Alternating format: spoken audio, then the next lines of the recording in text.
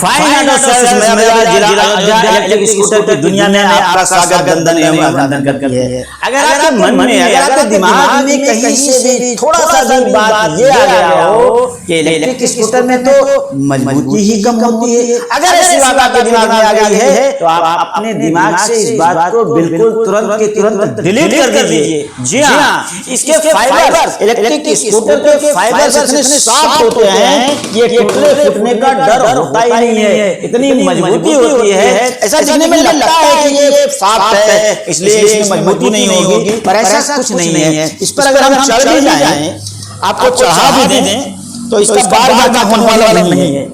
जी हाँ सर, इसका बार बार का होने वाला नहीं है। फिलहाल चढ़ नहीं जा रहा हूँ, लड़के आएंगे चढ़ा के दिखाऊंगा आपको, खड़े हो जाइए इस पर, कोई बार बार का होने वाला नहीं है। मजबूती बेमिसाल है, आप बिल्कुल निश्चिंत बेफिक्र रहिए।